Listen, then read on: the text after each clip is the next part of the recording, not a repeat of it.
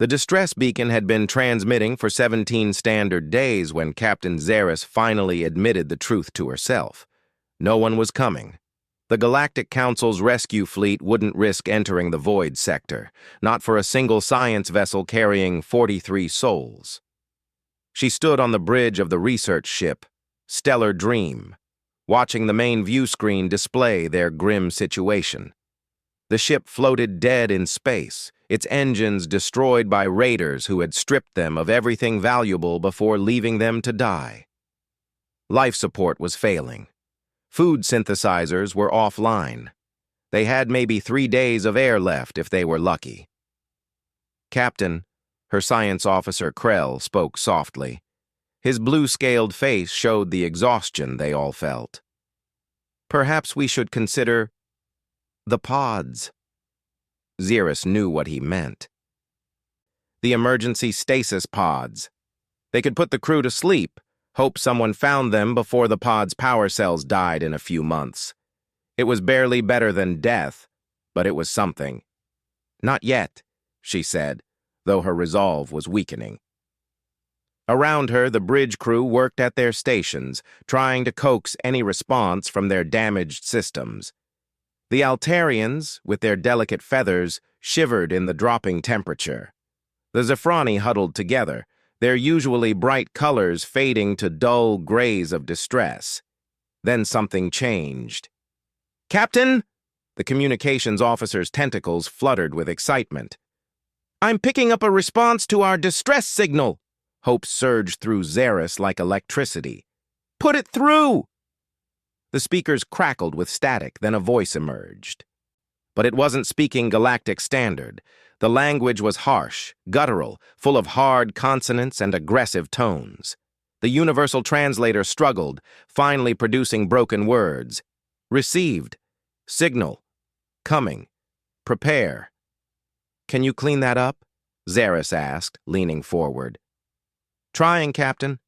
The signal is strange, very powerful, but on frequencies we don't usually monitor. Almost like military encryption, but not any military I recognize." The view screen flickered, replacing the star field with a communication channel. What appeared made the entire bridge crew step back in shock. The being on the screen was unlike any species in the Galactic Council. It sat in what looked like a command chair, but everything about it radiated danger. No scales, no feathers, no proper fur, just smooth skin stretched over dense muscle. Its forward-facing eyes marked it as a predator, but more disturbing was the intelligence burning behind them. It wore form-fitting black material that looked almost like armor, and Zaris could see other similar beings moving in the background. When it spoke again, the translator worked better. "Unknown vessel. This is Commander Sarah Chen of the Human Expeditionary Force, Ship Persistence. We are responding to your distress call. What is your status?" "Human," Krell whispered. "I've never heard of such a species." Zaris found her voice. "Commander Chen, I am Captain Zaris of the research vessel Stellar Dream. We are disabled and dying, life support failing, 43 souls aboard. Please, we need immediate assistance." The human's expression changed, and Zaris couldn't read it. Those predator eyes seemed to catalog everything, process it, decide. "Captain Zaris, our scans show you're in bad shape. We can be there in—" She turned to speak to someone off-screen in that harsh language, then faced forward again. 6 hours. Can you hold that long?" 6 hours? The navigation officer's fins flapped in disbelief. "Captain, we're 17 light hours from the nearest jump point. How could they—" "We have our ways," Commander Chen interrupted, apparently hearing the comment. "Captain Zaris, I need to be clear with you. We're coming to help, but my people, we're not part of your Galactic Council. We're what you might call independent operators. Some find our methods disturbing. Do you still want our help?" Zaris looked around her dying ship, at her dying crew. "Commander, I don't care if you're demons from the void itself. If you can save my people, please come." The human showed its teeth in what might have been a smile or a threat display. Demons. That's a new one. We'll be there as fast as possible. Try to keep everyone calm. Chen out. The screen went dark, leaving the bridge in stunned silence. Captain, Krell said slowly, what have we just invited? Before Zaris could answer, alarms began blaring. The tactical officer's voice rose in panic. Captain, I'm detecting a massive energy signature approaching at... This can't be right! What is it? Something is moving toward us at near light speed. No, that's impossible. Nothing can accelerate that fast. The G-forces alone would... The view screen flared to life, showing space behind them. A point of light was growing larger, brighter, moving at speeds that defied physics. As they watched, it began to decelerate just as impossibly fast, the light stretching and warping around it. By the void, someone whispered. What are they? The ship that emerged from the light was like nothing in any fleet Zaris had ever seen. It was angular, brutal in its simplicity. No elegant curves or artistic flourishes like council ships. This was a vessel built for one purpose: survival in the harshest conditions. Its hull was scarred and pitted, painted in a matte black that seemed to drink in light. Weapon ports lined its sides, more than any exploration vessel should need. 5 hours and 43 minutes, the communications officer said faintly. They said 6 hours and they made it in less. The human ship, Persistence, pulled alongside them, dwarfing the research vessel. This close, Zaris could see details that made her crew shrink back. What looked like projectile impacts on the hull, scorch marks from energy weapons. This ship had seen battle, many battles, and survived them all. Captain Zaris, Commander Chen's voice came through the speakers. We're beginning docking procedures. Fair warning, my boarding team might look a bit intimidating. They're wearing full environmental suits since we don't know what atmosphere you need. Just remember, we're here to help. The docking collar shuddered as the human ship made contact. Zaris gathered her remaining mobile crew near the airlock, trying to project calm she didn't feel.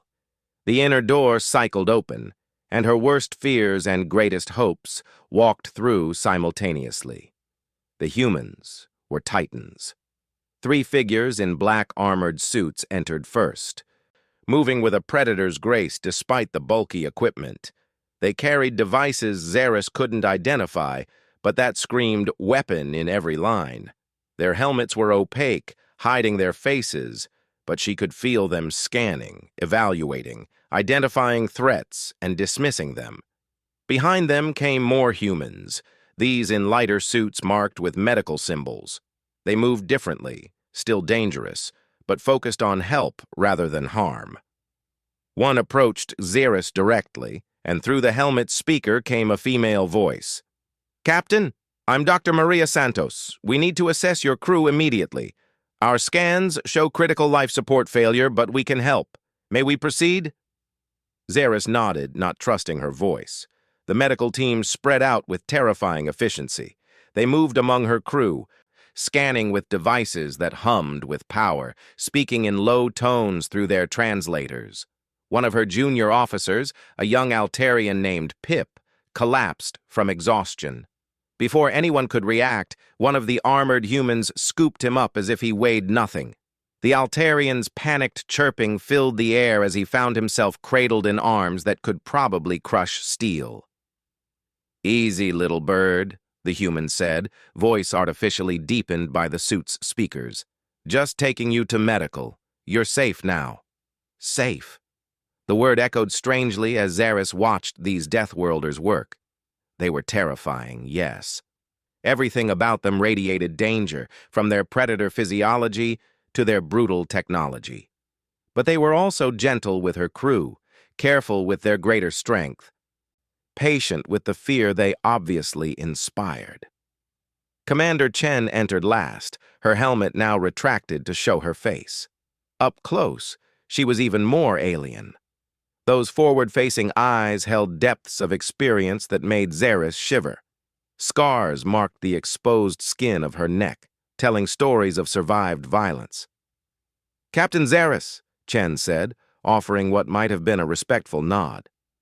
"We're setting up emergency life support generators now. Your ship is too damaged to repair quickly, so we're going to evacuate everyone to the Persistence. We have facilities that can accommodate multiple species." "You do?" Xeris couldn't hide her surprise. "But you're not council members. How do you even know our biological needs?"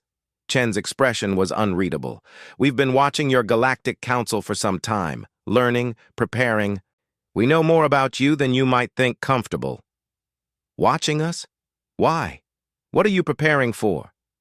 "Questions for later, Captain. Right now, let's focus on saving your people." The evacuation proceeded with military precision. Humans carried those too weak to walk, their strength making easy work of it. They were respectful of the fear they caused, speaking softly, moving slowly when they could. But Xeris noticed how they never fully relaxed, how their heads turned at every sound, how they positioned themselves between her crew and any potential danger. They expected violence at any moment and were ready for it. Within an hour, the entire crew was aboard the human ship. The interior was as stark as the outside. All function, no form. But it was warm, the air was good. And the humans had somehow configured different sections for different species' needs. The Altarians had a high oxygen section with perches. The Zephrani had humid chambers with proper spectrum lighting. "How?" Krell asked, standing beside Xeris as they watched their people being tended to. "How did they know exactly what we needed?" Dr. Santos overheard and answered. "We've been preparing for first contact for a long time. Your distress beacon gave us the excuse we needed." She paused, seeming to consider her words. "You have to understand, we've been alone out here. Our world, Earth, is in what you call the Void Sector. We evolved on a death world, fighting for every scrap of survival. When we finally reached the stars and found your council, you found you weren't welcome," Xeris guessed. "Let's say we found the entrance requirements challenging. Peaceful species only. No predators, no Deathworlders, certainly no species that achieved spaceflight by riding controlled explosions into orbit." Santos smiled grimly. "So we've been out here, in the dark between stars, making our own way, waiting for the right moment to introduce ourselves properly. And that moment is now? Maybe. Commander Chen thinks saving a council ship might earn us a hearing. Others think we should stay hidden. But when we heard your distress call, when we realized you were going to die because the council wouldn't risk entering dangerous space," she shrugged. "We couldn't just listen to you die. It's not in our nature." Over the next few hours, Xeris learned more about these humans. They were refugees from a world that had tried to kill them every day, a world of predators and prey, of violent weather and scarce resources. They had united not in peace but in defiance of death itself. Their technology was crude by council standards, but devastatingly effective. They didn't manipulate gravity, they punched through space with raw power. They didn't negotiate with danger, they met it head-on. And yet, they were kind. She watched a human soldier spend an hour calming a terrified Zephrani child, letting it cling to his armored hand. She saw their medics work tirelessly to heal injuries, adapting their primitive but effective techniques to alien physiologies. She observed how they shared their food, ugly processed bars that nonetheless provided exactly the nutrition each species needed. "You're not what I expected," she told Commander Chen as they stood in the ship's observation deck, watching the stars wheel past as they traveled at impossible speeds toward council space. "What did you expect?" "Monsters, I suppose. The stories we tell about Deathworlders, being so violent their own worlds try to kill them, so dangerous they can't help but bring death wherever they go."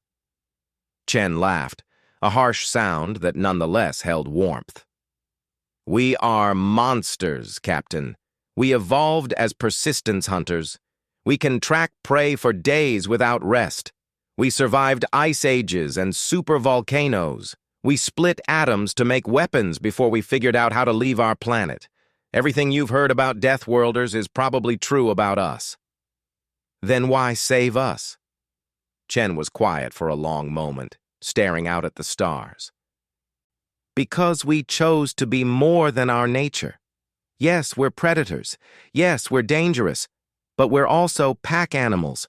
We protect our own, and when you sent that distress call, when you asked for help knowing you were going to die, you became ours to protect. Even though we're strangers?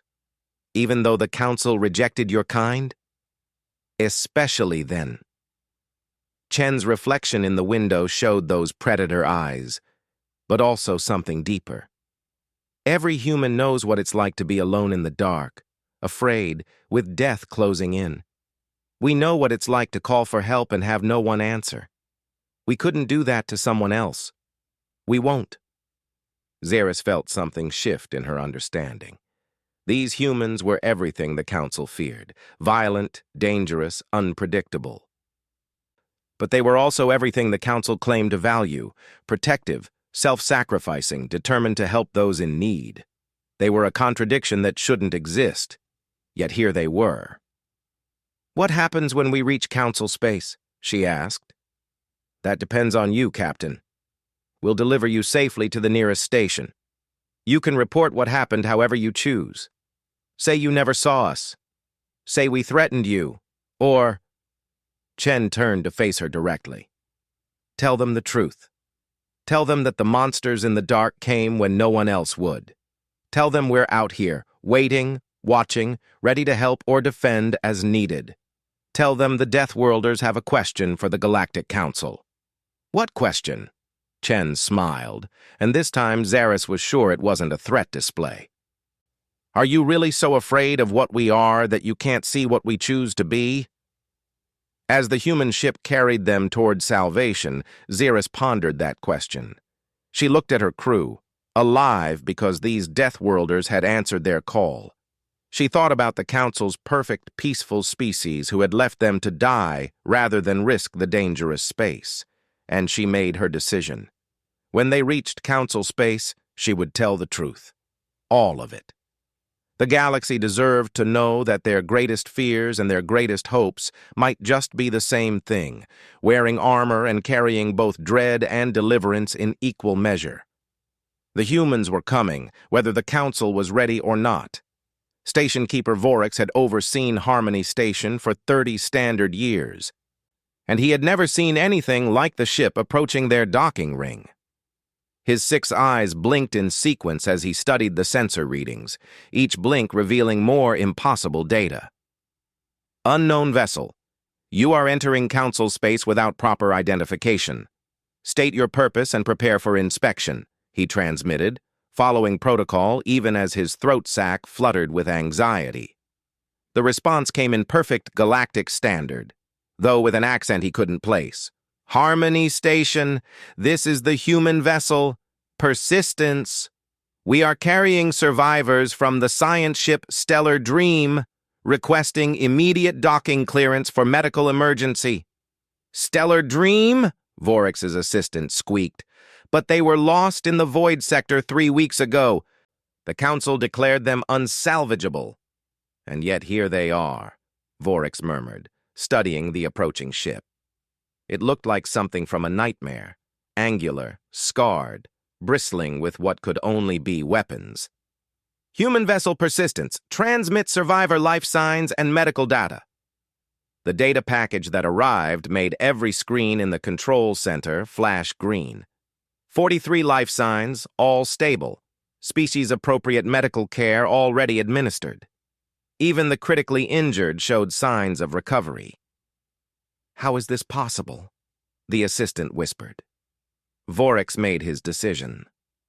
"Human vessel, you are cleared for docking bay 7. Be aware that security will meet you." "Understood, Station Keeper. Be aware that we will be armed. It's not a threat, just our standard procedure when protecting evacuees." Armed. Of course they would be armed. Vorax triggered the station-wide alert, summoning security and medical teams to the docking bay. He also sent a priority message to the Council, though he knew it would take hours for a response. The docking was smooth, professional. Vorex watched through security cameras as the bay pressurized and the ship's ramp lowered. What emerged first made his security team step back in unified fear. 3 figures in black combat armor took positions at the bottom of the ramp. They moved like flowing shadows, weapons held casually but ready. Their helmets turned slowly, scanning the bay with mechanical precision. Behind them, more humans emerged, these in lighter gear marked with medical symbols. And then, finally, the survivors. Captain Zeris walked down the ramp on her own feet, head held high. Her crew followed, some supported by humans, others walking freely but staying close to their saviors. The Altarians perched on human shoulders. The smaller species were carried gently in human arms. "By the sacred depths," someone in control breathed. "They're touching them. The predators are touching them and no one's dying." Vorex left his post, something he rarely did, and made his way to the docking bay. He arrived to find a tense standoff. Station security had formed a line, weapons not quite pointed at the humans but ready. The humans stood relaxed but alert, creating a protective formation around the survivors. "I am Station Keeper Vorex," he announced, trying to project authority despite his fear. "Captain Zeris? Are you and your crew here of your own free will?" Zeris stepped forward, placing herself deliberately between the two groups. "We are, Station Keeper. These humans saved our lives when the Council abandoned us. They have shown us nothing but kindness and professional medical care." "Under duress?" Security Chief Kalen asked, his weapon twitching toward the nearest human. The human spoke, voice filtered through the helmet. "Sir, I'm going to ask you to point that somewhere else. We're not here to fight, but making threatening gestures toward us while we're protecting evacuees triggers some real unfortunate reflexes." The casual confidence in that tone made Kalen lower his weapon slightly. These beings weren't worried about station security. They were worried about accidentally hurting someone if startled. "Perhaps," a new voice said from the ship's ramp. "We could all take a breath and discuss this like civilized beings." Commander Chen descended. Her helmet retracted to show her alien features. The gathered crowd gasped at the sight of those forward-facing predator eyes, the dense muscle, the scarred skin that spoke of survived violence. She was smaller than her armored troops, but somehow more dangerous for the intelligence that burned in her gaze. "Station Keeper Vorex," she said with a nod that might have been respectful. "I'm Commander Sarah Chen. We picked up a distress call and rendered assistance. We'd like to see these people properly cared for before we leave." "Leave?" Vorex found his voice. "You're not staying for the Council inquiry?" Chen smiled, and several security officers stepped back. "The Council made it clear that our kind isn't welcome in civilized space. We're just here to drop off the survivors." Though Captain Zeris has indicated she'd like to make a statement. "I do," Zeris said firmly. "Station Keeper, I need to file a formal report. The Council needs to hear what happened, all of it." The next hours were controlled chaos. Medical teams swarmed the survivors, confirming what the human data had shown. They were all healing well. The human medics worked alongside Council doctors, sharing techniques that were primitive but shockingly effective. Broken bones set with metal pins and polymer casts, infections treated with chemicals that killed harmful bacteria while leaving the patient alive, trauma counseling that consisted mainly of talking and listening. "Your medicine is barbaric," Dr. Yilis told the human doctor Santos, even as she watched a deep laceration close under treatment. "But effective," Santos replied calmly. "We evolved on a world trying to kill us. We learned to put ourselves back together with whatever we had. Surgical glue, synthetic skin grafts, even controlled exposure to radiation for certain cancers. Barbaric, maybe, but it works." Meanwhile, Vorax found himself in his office with Commander Chen and Captain Zaris. The human had refused a chair, choosing instead to stand in a way that let her see both the door and the window. Alert even here, even among allies. "Tell me what happened," Vorax said. "Everything." Zaris told the story, from the raider attack to the arrival of the Persistence. Chen occasionally added technical details, but mostly remained silent, watching. When Zaris described the evacuation, the careful handling of multiple species, the specifically configured environments aboard the human ship, Vorax's 6 eyes widened in sequence. "You knew our biology before you arrived?" Chen nodded. "We've been monitoring Council communications for years, learning. We know the atmospheric needs of over 300 member species, their dietary requirements, their medical vulnerabilities. Knowledge is survival, Station Keeper." "You've been studying us." It wasn't a question. "Wouldn't you study a neighbor who declared your entire species too dangerous to associate with?" Chen's tone held no accusation, just matter-of-fact acceptance. When the Council established the criteria for membership, no predator species, no death world origins, no history of intraspecies violence, they essentially told humanity we were forever unwelcome. So we've stayed in the void sector, in the space you consider too dangerous to enter. But we've watched. And prepared. Prepared for what? For this moment. For a chance to prove that what we are doesn't define what we choose to do. We're predators, yes. We evolved through violence, yes. But we're also the species that will run into burning buildings to save strangers. We're the ones who will share our last water in a desert. We're the ones who answered a distress call that your own council ignored. Vorax felt his worldview shifting. Everything he'd been taught about Deathworlders, about the inherent evil of predator species, was clashing with the evidence before him. "The Council will want to debrief your crew, Captain Zaris." "Good," Zaris said firmly. "I have much to tell them." The formal inquiry convened with unprecedented speed. By the next day, 3 council members had arrived via priority jump.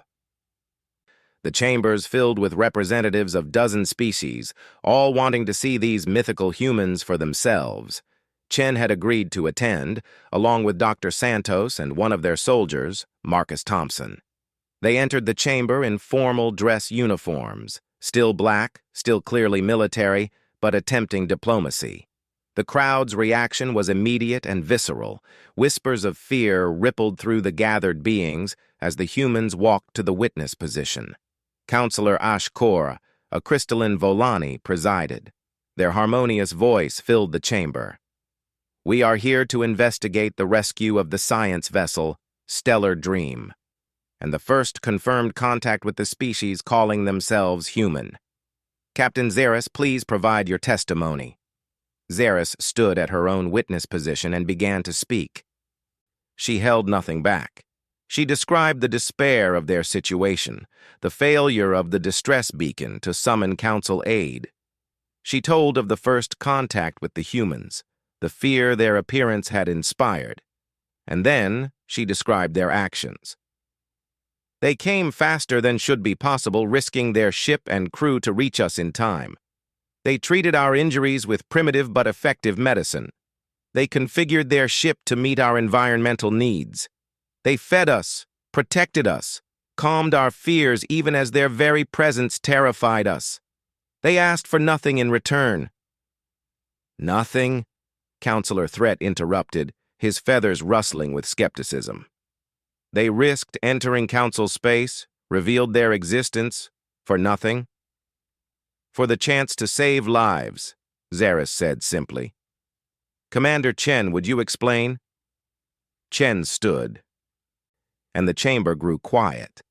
When she spoke, her voice carried to every corner without shouting, a predator's trick that made several delegates shiver. "Counselors, we know what you think of us, Deathworlders, predators, too dangerous for civilized company, and you're not wrong. Humanity is dangerous. We evolved on a world where everything from the weather to the wildlife tried to kill us. We survived by becoming the most adaptable, stubborn, violent species on our planet. She paused, letting that sink in. But we also survived by cooperation, by protecting our tribe, our pack, our family, by sharing food when we were starving, by caring for the sick and injured, by telling stories around fires to hold back the dark. Yes, we're predators, but we're social predators. We need our pack, and when Captain Zaris sent out that distress call, she and her crew became part of our pack. You claim altruism? Counselor Ashcore's tone was skeptical. You helped for no gain? I claim compassion, Chen corrected. Helping those in need is gain enough. We've been alone in the dark for a long time, counselors. We know what it's like to call for help and receive silence. We couldn't do that to others. Counselor Threat leaned forward. And what do you want from the council now? Recognition would be nice, Chen admitted. Trade would be better. But mostly, we want you to know we're here. In the void sector, in the spaces you fear to go, we're building, growing, learning. And when someone calls for help in the dark, we'll answer, whether the council approves or not. That sounds like a threat, someone called from the gallery. Chen turned toward the voice, and several beings flinched back. No, that's a promise. We won't invade your space.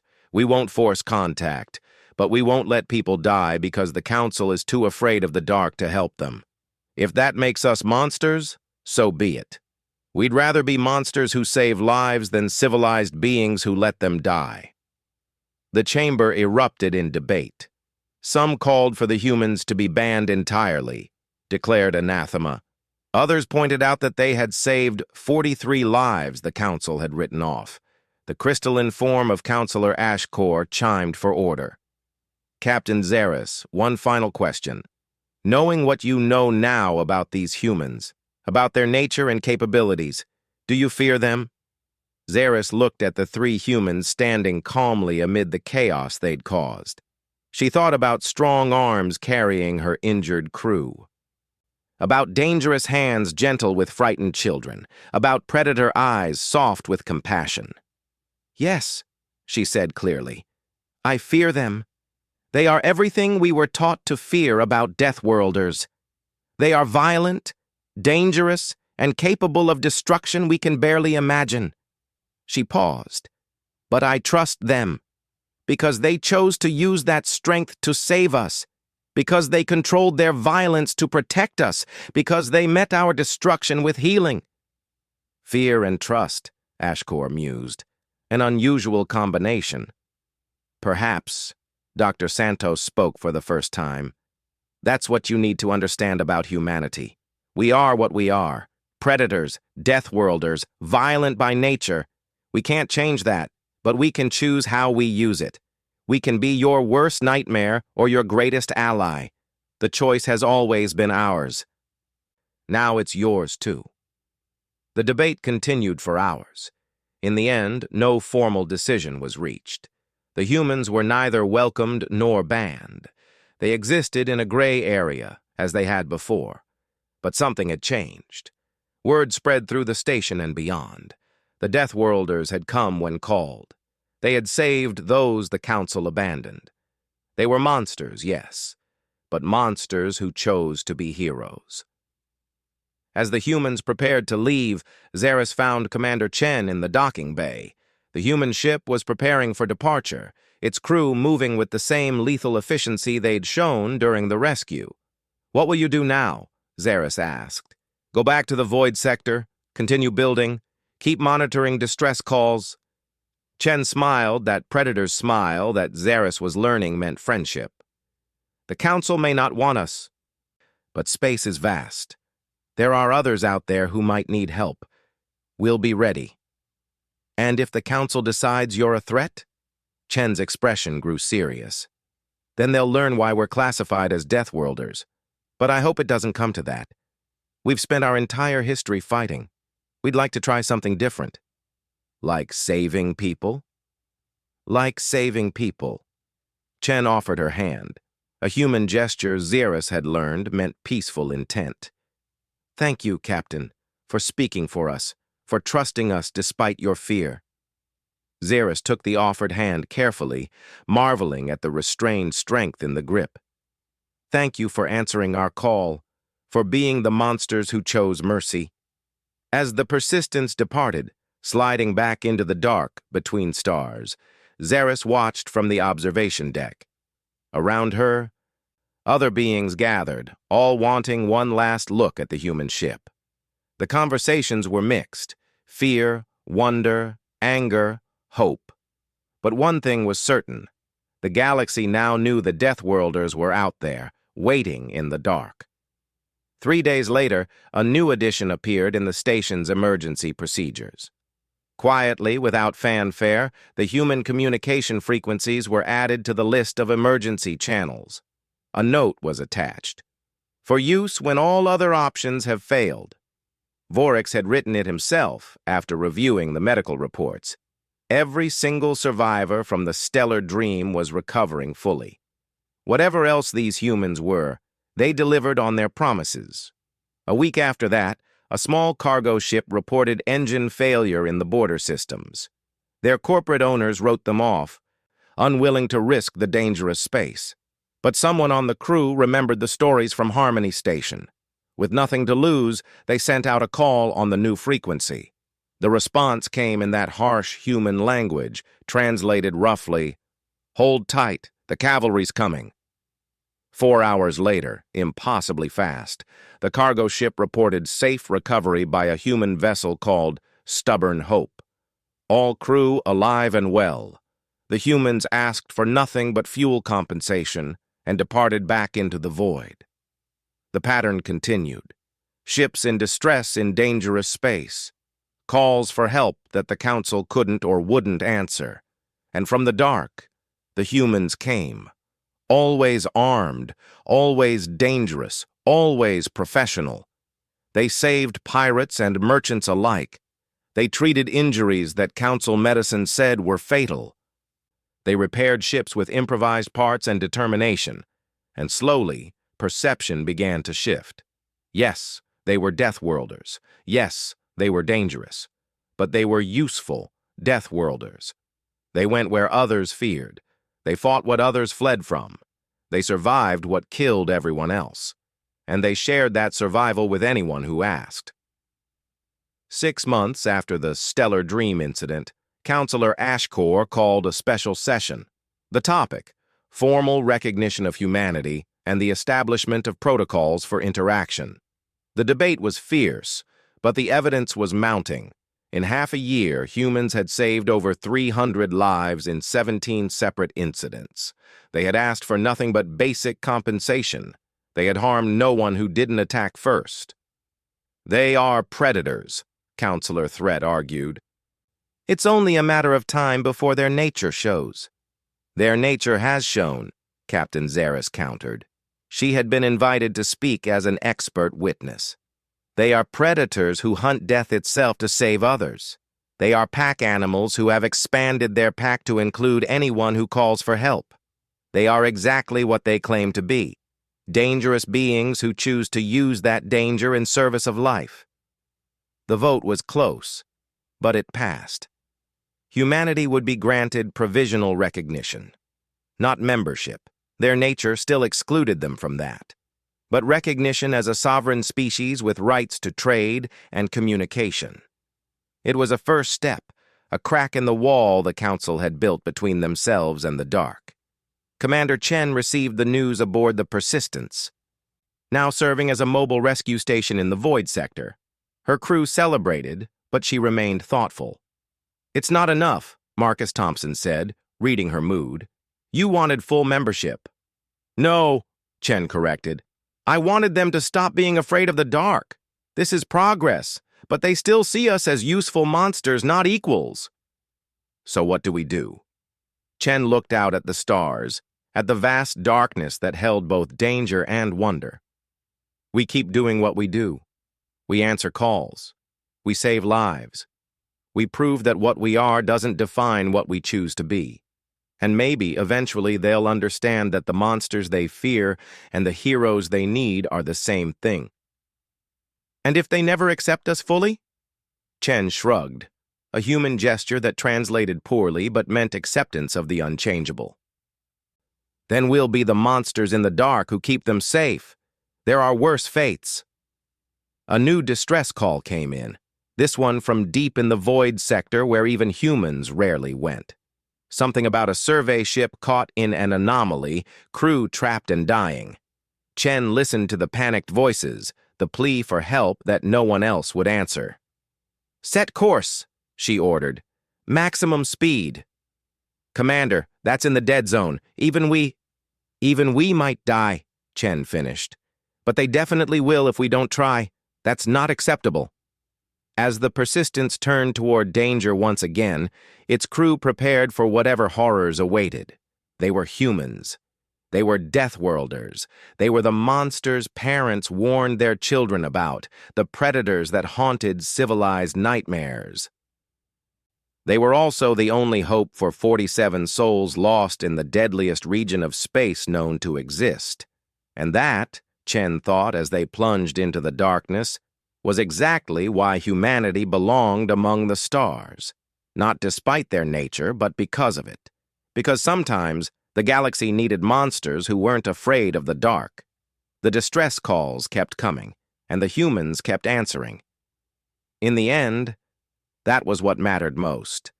The Tavari colony had 15 million souls when the plague ships arrived. Within 3 days, they had 12 million. Within a week, 8 million. The bioweapon was perfect in its cruelty, designed to spread through the air, to resist every medical countermeasure the Galactic Council possessed, to kill slowly enough that the dying could spread it further. Governor Yetran stood in the Planetary Command Center, watching the numbers fall on every screen. Red zones expanded across the map of his world like blood pooling from a wound. The medical facilities had been overwhelmed on the first day. Now bodies lined the streets of the capital, and the living were too sick to move them. "Any word from the council?" he asked, though he knew the answer. "They've established a quarantine perimeter." His aide wheezed through the early stages of infection. "No ships in or out. They're calling it a necessary containment measure." "They're leaving us to die." Yetran couldn't summon anger anymore, only despair. 15 million people, and they're just writing us off. "Sir," the communications officer called out, her voice barely a whisper. "I'm receiving a transmission. It's not on council frequencies." "Put it through." The main screen flickered to life, revealing a scarred human face, female, with those distinctive predator eyes and an expression of controlled fury. Behind her, other humans moved with purpose, preparing something. "Governor Yetran, I'm Admiral Sarah Chen of the Human Emergency Response Fleet. We've been monitoring your situation. How bad is it?" "Admiral, we're dying. The bioweapon, it's in the air, the water, everywhere. The council has quarantined us, 8 million dead already, and—" His voice broke. "Why are you contacting us? Your people are immune?" "No," Chen said bluntly. "Our analysis suggests this weapon would kill humans just as efficiently, maybe faster. Our metabolism runs hotter. But that's not going to stop us from coming." Yetran stared at the screen, certain he'd misheard. "You'll die if you come here." "Probably," Chen agreed, "but so will you if we don't. Governor, I have 15 medical ships, 3,000 volunteer doctors and medics, and enough experimental treatments to maybe make a difference. We can be there in 18 hours. Do you want our help?" "The council will never allow—" "The council can go to hell," Chen interrupted, and the venom in her voice made even dying Tavari step back. "They've written you off. Acceptable losses to contain the threat, but 15 million people aren't acceptable losses to us. So I'll ask again, do you want our help?" Yetran thought of his dying world, his dying people. He thought of the Council's cold calculations, weighing lives against political convenience, and he thought of these insane predators, offering to fly into certain death for the chance to save strangers. "Yes," he whispered. "Please, save who you can." "We'll save everyone we can," Chen corrected. "Prepare for our arrival. And Governor, you might want to warn your people. We're coming in hot, and we're not stopping for council blockades." The transmission ended, leaving the command center in stunned silence. Then alarms began blaring as sensors detected a massive fleet movement from the void sector. Not warships, medical vessels, cargo haulers, even civilian craft, all heading straight for Tavari at speeds that defied safety protocols. The Council's response was immediate and predictable. Priority transmissions flooded in, all saying the same thing.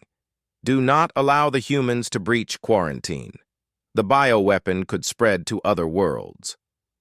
Maintain isolation for the greater good. Yetran deleted them all without reading. The greater good had abandoned his people. He'd take help from the monsters in the dark. 18 hours later, the sky above Tavari's capital split open with fire.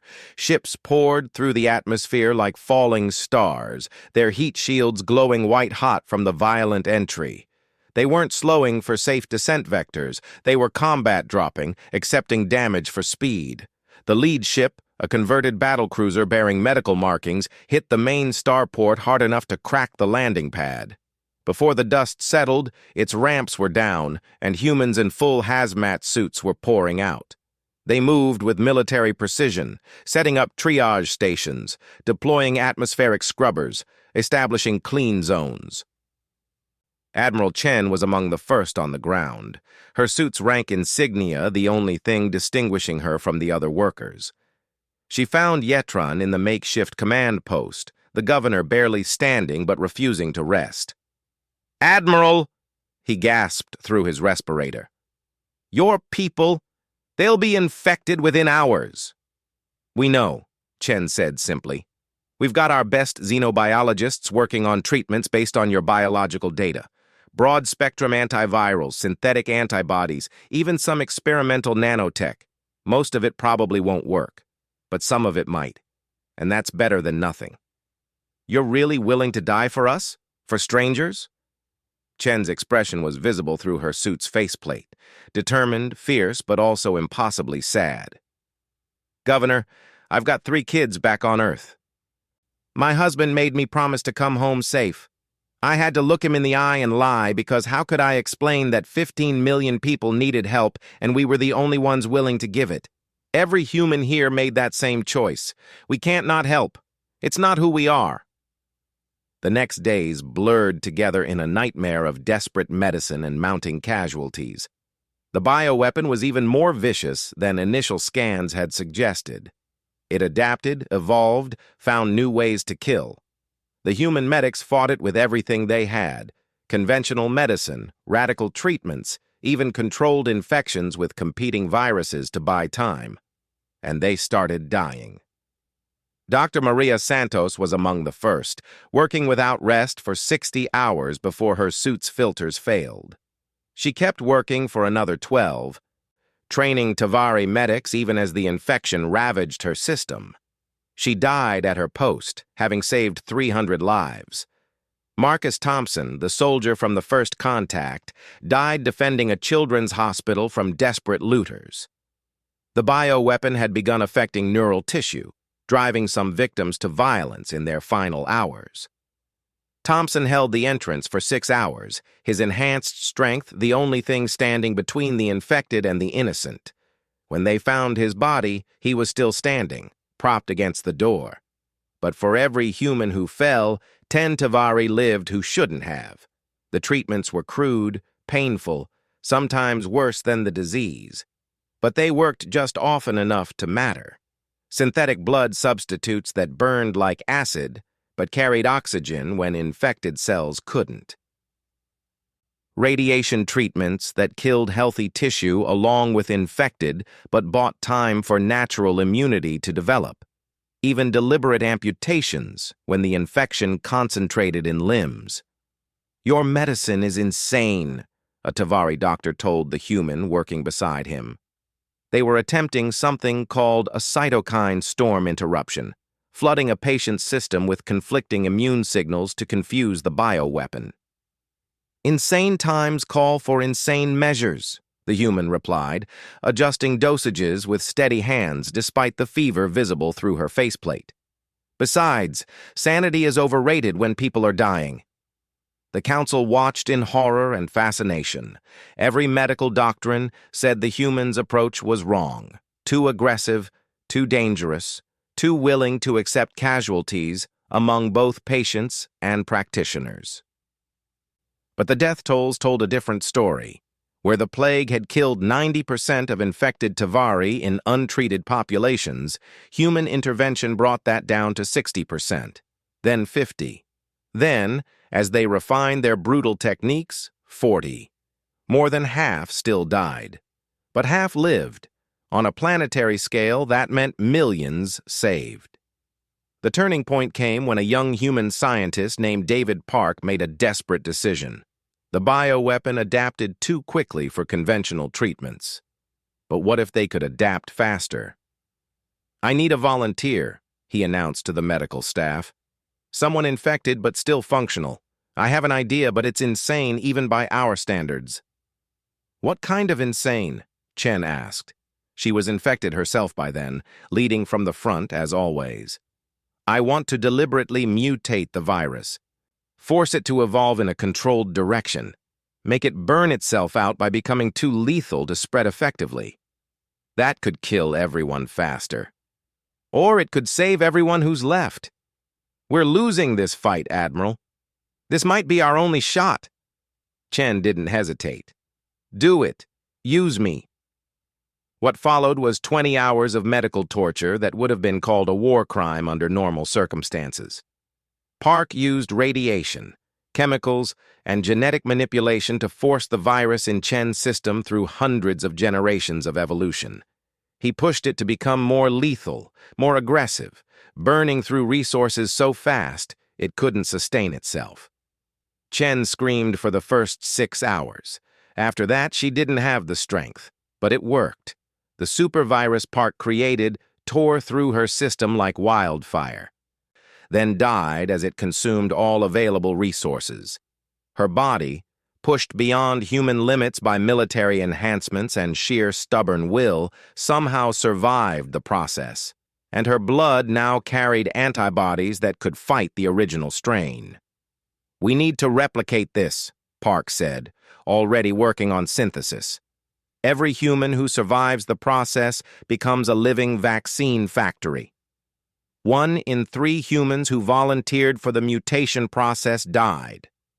But those who lived became walking cures, their blood saving thousands.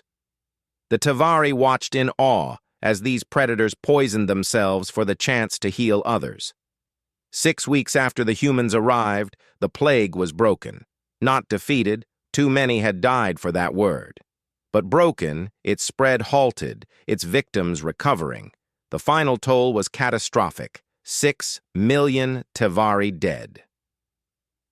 800 humans who had come to help, but 9 million Tavari lived. The council didn't know how to respond. They had condemned an entire world to death for the greater good. The humans had refused to accept that judgment and paid in blood to prove it wrong. Every medical doctrine had been violated, every safety protocol ignored, and it had worked. Counselor Ashkor arrived personally to survey the aftermath.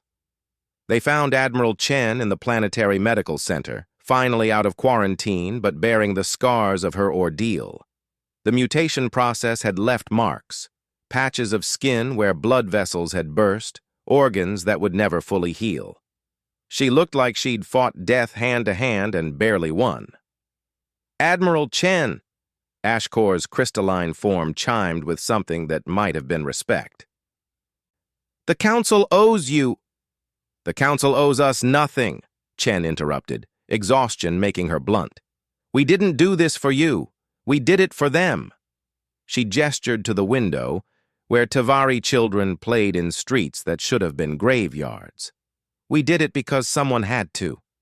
You violated quarantine. You risked spreading the plague to other worlds.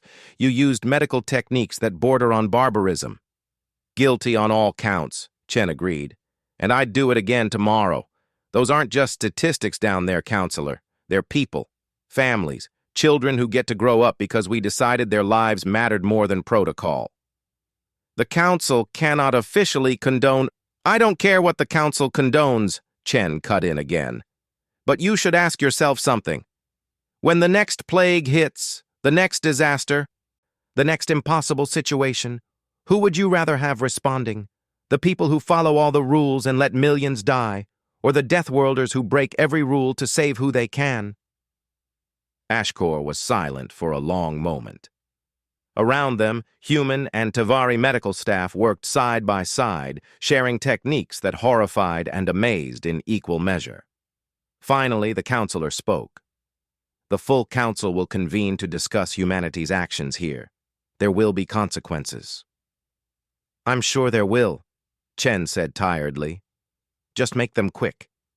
We've got 3 distress calls backed up that we need to respond to once our quarantine lifts. You're going back out. After this? Chen looked at the counselor with those predator eyes that had seen too much death, but still held hope. Of course we are. It's who we are. We're the monsters who answer when you call for help, even when you tell us not to, especially then. The council's judgment, when it came, surprised everyone. Humanity was offered provisional membership, not full membership. Their nature still excluded that, but a recognized position as emergency responders with authority to intervene in crisis situations. The Deathworlders would be the galaxy's first response to the impossible, the unthinkable, the unsavable. It wasn't what Chen had hoped for, but it was more than she'd expected. Humanity had a place, even if it was in the darkness at the edge of civilization. The ceremony was held on Tavari, in the plaza where the first human medical station had been established. Representatives from across the galaxy attended, wanting to see these humans up close. Chen stood before them in dress uniform, flanked by survivors of her fleet. They all bore scars from their service, visible reminders of the price of compassion. Counselor Ashkor presented the official recognition, their crystalline form catching the light. Humanity, you have proven yourselves willing to face death for others. You have shown that predator species can choose protection over predation. You have earned a place among us not as equals but as something else, something necessary. And what's that? Chen asked. Our guardians against the dark. When civilization fails, when the rules break down, when the impossible threatens the innocent, you will be our answer. The monsters we send to fight monsters. Does humanity accept this charge? Chen looked at her people, saw the determination in their faces. They had come so far from Earth, from the death world that birthed them. They were still predators, still dangerous, still feared, but they had chosen to be more. Humanity accepts, she said formally, then with a smile that was all human. But just so we're clear, we were going to keep doing it anyway. This just makes the paperwork easier. Laughter rippled through the crowd, nervous at first, then genuine. Even some council members seemed amused. It was such a human response, irreverent in the face of ceremony, honest when diplomacy called for careful words. Over the following years, humanity's role evolved and expanded. They remained based in the void sector, building stations and ships designed for the impossible. Their technology never matched council standards for elegance or efficiency, but it worked when nothing else would. Their medicine remained brutal, their methods harsh, but they saved lives others had written off. And slowly, perceptions changed. Fear remained. It was hard not to fear beings who could survive anything, fight anything, endure anything. But respect grew alongside it. These Deathworlders had channeled their nature into something noble. They had become what the galaxy needed them to be. Stories spread, becoming legends. The human doctor who stayed behind on a plague ship, synthesizing a cure with her dying breath. The human pilot who flew through a supernova's edge to reach a stranded colony. The human soldier who held a breach against nightmare creatures for 36 hours, buying time for evacuation. Each story ended the same way, humans dying so others could live, humans facing the impossible and sometimes winning. Humans being everything the Council feared and everything the galaxy needed. A decade after Tavari, a new crisis arose. The Centrum, an ancient AI network, awakened and began converting entire systems to computronium. The Council's measured response failed catastrophically.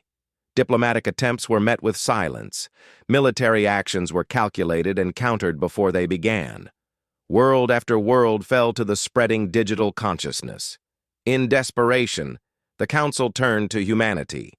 Admiral Chen, older now but no less fierce, stood before the assembled council. "You want us to fight an intelligence that can predict every conventional strategy?" "We need unconventional thinking," Ashkor admitted. "We need beings who don't think like us. We need—" They paused, the admission clearly difficult.